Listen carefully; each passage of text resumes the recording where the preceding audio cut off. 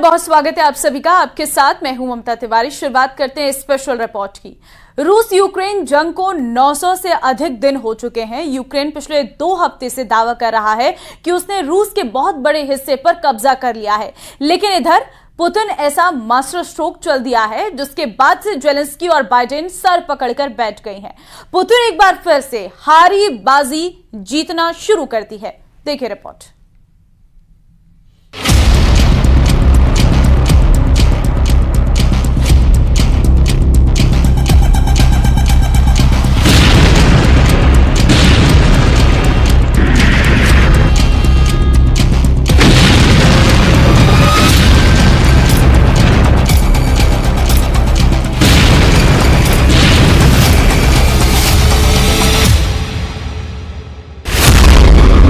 चूम ली कुरान, युद्ध क्षेत्र में पुतिन।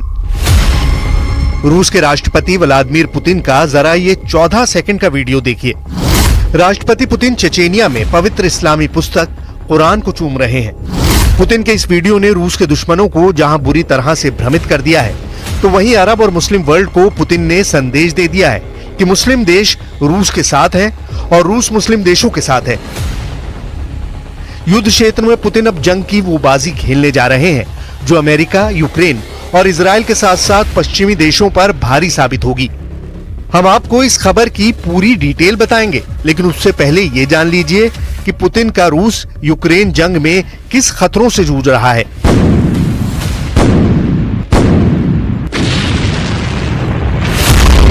तबाह होगा यूक्रेन, पुतिन के साथ मुस्लिम वर्ल्ड। मुस्लिम देशों से पुतिन की नजदीकियां किसी से छिपी नहीं है। रूस के साथ चेचेनिया के लड़ाके जंग में जमकर यूक्रेन पर हमला कर रहे हैं। खासतौर से कमांडर रमजान कादिरव के इशारे पर यूक्रेन पर भीषण हमले हो रहे हैं। लेकिन रूस यूक्रेन जंग के 900 दिन बाद अचानक यूक्रेन ने पिछले 2 सप्ताह में रूस के 1263 वर्ग किलोमीटर इलाके पर कब्जा कर लिया। यूक्रेनी सेना का दावा है कि उसने रूस के अब तक 6 लाख से ज्यादा सैनिकों को मार डाला है। जेलेंस्की लगातार टॉप कमांडरों के साथ मीटिंग कर रहे हैं और दावा कर रहे हैं कि रूस के कुर्स्क पर पूरी तरह से यूक्रेन का कब्जा हो चुका है।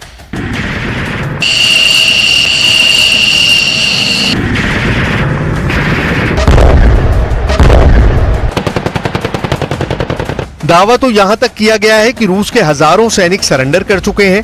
ऐसे हालात में पुतिन ने वो मास्टर स्ट्रोक खेला है जो यूरोप से लेकर अरब तक यूक्रेन, अमेरिका और इजराइल पर बहुत भारी पड़ने जा रहा है। जरा इसे समझ लीजिए कैसे। कुरान को चूमना पुतिन का मास्टर स्ट्रोक। रूस के राष्ट्रपति व्लादिमीर पुतिन 13 साल बाद चेचेनिया गए हैं। चेचेनिया के ग्रोजनी में नवनिर्मित पैगंबर जीसस मस्जिद में रूसी राष्ट्रपति पहुंचे। इस दौरान उन्हें पवित्र कुरान की एक स्वर्ण जड़ित कॉपी भेंट की गई, जिसे राष्ट्रपति पुतिन ने तुरंत चूम लिया। पुतिन के साथ वीडियो में चेचेनिया रिपब्लिक के हेड रमजान कादिरव और चेचेनिया के सुप्रीम मुफ्ती साला मेजियेव भी मौजूद थे।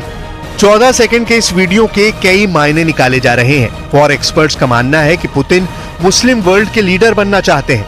वो चाहते हैं कि मुस्लिम देश अमेरिका और इजराइल के खौफ से दूर हों। गजा युद्ध में मुस्लिम दुनिया अमेरिका और इजराइल की आक्रामकता का खुलकर विरोध करे। वो चाहते हैं कि ईरान और हिजबुल्लाह जैसे संगठन इजराइल के भीषण हमलों से बचें। पुतिन चाहते हैं कि जब ईरान इजराइल पर बड़ा हमला करे तो अरब देश इजराइल के पक्ष में ना खड़े हों। मुस्लिम देश रूस के साथ जंग में पूरी तरह से एकजुट हो। कुरान को चूमना पुतिन का साफ संदेश है कि रूस जंग के मैदान में मुस्लिम देशों के साथ है। Мы все хотим. Мы все. В этом смысле в одинаковом положении. Удачи вам, ребята.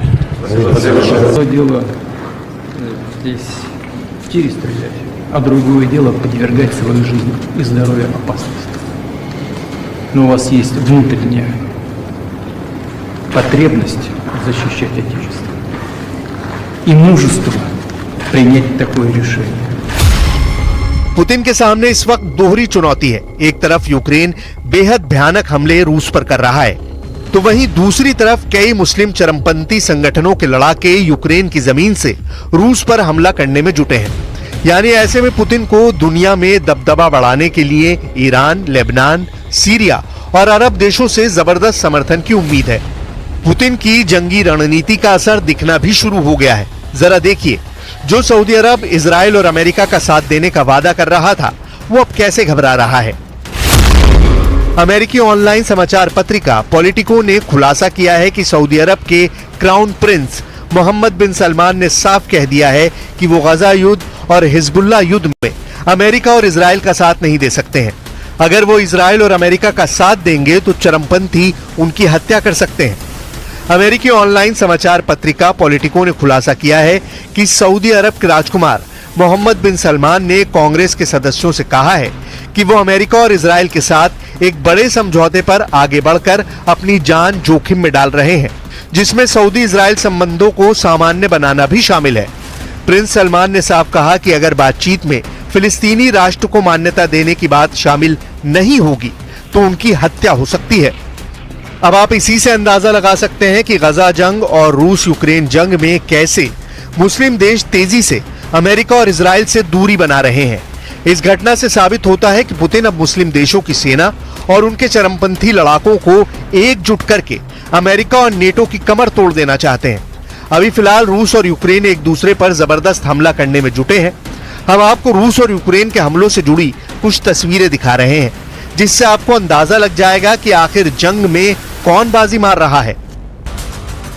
ये वीडियो यूक्रेन के हवाई हमले का है, जिसमें यूक्रेनी ड्रोन रूसी सेना और हथियारों पर सीधा आत्मघाती हमला कर रहा है। वीडियो में साफ देखा जा सकता है कि जोरदार धमाके और भीषण धमाकों के बाद रूसी सैनिक सरेंडर करते हुए दिख रहे हैं। यूक्रेन के ड्रोन फुटेज में साफ देखा जा सकता है कि रूसी सैनिक हाथ ऊपर करके यूक्रेनी सैनिकों के सामने सरेंडर कर रहे हैं। सरेंडर करने वाले कुछ रूसी सैनिकों को जमीन पर लेटते हुए भी देखा जा सकता है। यूक्रेन के जबरदस्त हमला करने के बाद रूस ने भी यूक्रेन पर जबरदस्त मिसाइल हमला किया है। ये वीडियो यूक्रेन का है, जहां रूस के हमले के बाद भारी तबाही मची है। सुपरमार्केट जलकर राख हो गया। रूस के कुर्स्क ओब्लास्ट में भयंकर हवाई हमला करते यूक्रेनी फाइटर जेट ने रूसी सेना में हड़कंप मचा दिया है। वहीं दूसरी तरफ भारत के प्रधानमंत्री नरेंद्र मोदी इस कोशिश में है कि किसी तरह से जंग को रोका जा सके। पोलैंड और यूक्रेन के दौरे के बाद पीएम मोदी के दौरे का क्या असर होता है, ये तो वक्त बताएगा, लेकिन भारत चाहता है कि जंग किसी समस्या का समाधान नहीं है।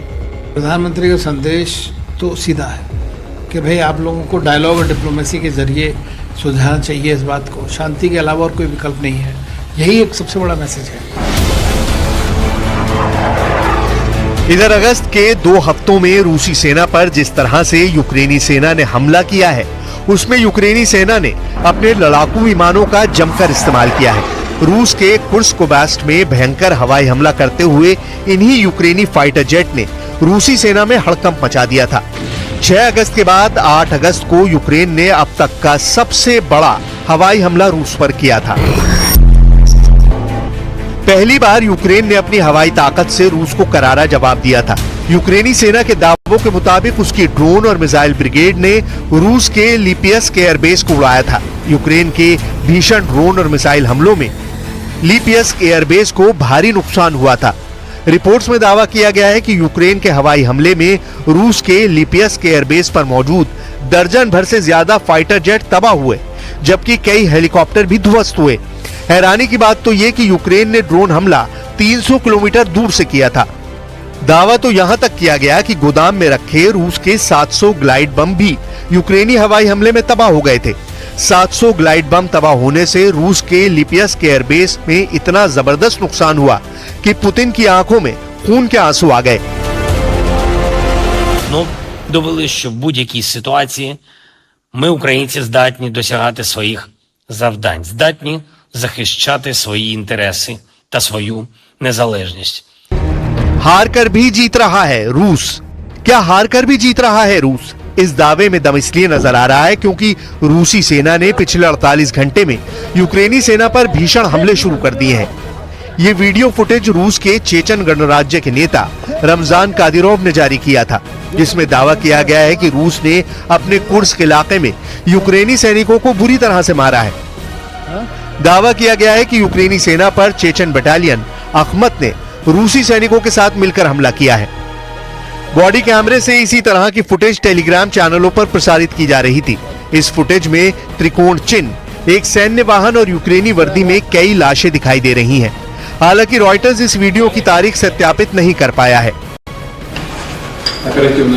इधर रूसी सेना ने धमाकेदार दावा किया है कि बुधवार की रात से रूस ने यूक्रेन के 117 ड्रोनों को तबाह कर डाला है। इसमें से ज्यादातर कुर्स्क, वोरोनिश, बेलगोरोड और निज़नी नोवगोरोड क्षेत्रों में यूक्रेनी ड्रोन मारे गए हैं। इसके अलावा यूक्रेनी मिसाइलें काफी बड़ी संख्या में तबाह करने का दावा किया गया है। रूस के सुखोई Su-34 बम वर्षकों से यूक्रेनी ठिकानों पर हमले होते हुए देखे गए हैं। कुछ रिपोर्ट्स में यह दावा किया गया है कि यूक्रेन के कुछ ड्रोन ने रूसी हवाई अड्डों पर हमला किया। रूस के नेशनल गार्ड ने कहा कि कुर्स्क परमाणु ऊर्जा संयंत्र में सुरक्षा बढ़ा दी गई है। कुर्स्क परमाणु ऊर्जा संयंत्र से सिर्फ 35 किलोमीटर दूर भीषण जंग चल रही है। हालांकि अभी तक यही लग रहा था कि यूक्रेन रूस को जंग में आसानी से हरा सकता है, लेकिन एक और मोर्चे पर लड़ाई शुरू करने से यूक्रेन की सेना बढ़ गई है। इससे यूक्रेन की अपनी रक्षा करने की क्षमता पर असर पड़ने लगा है। जानकारों का कहना है कि यूक्रेनी राष्ट्रपति ज़ेलेंस्की की ये जीत कम समय के लिए है और हार में बदल सकती है। वॉर एक्सपर्ट्स ने साफ कहा है कि रूस अपने दूसरे विश्व युद्ध की रणनीति अपना रहा है। उसकी ये रणनीति रही है कि वो पहले दुश्मन को अंदर आने देता है और फिर घेर कर हमला करता है। इस वजह से यूक्रेन का कुर्स्क अभियान ज़ेलेंस्की के लिए उल्टा साबित हो सकता है। कुल मिलाकर पुतिन ने जिस तरह से रूस को मुस्लिम देशों का लीडर साबित करने की कोशिश की है, उससे साबित होता है कि रूस एक तीर से दो निशाने एक साथ कर रहा है। पहला, यूक्रेन के 4 इलाकों पर पूरी तरह से कब्जा, और दूसरा, अमेरिका, इजराइल और नेटो के खिलाफ मुस्लिम देशों को जंग में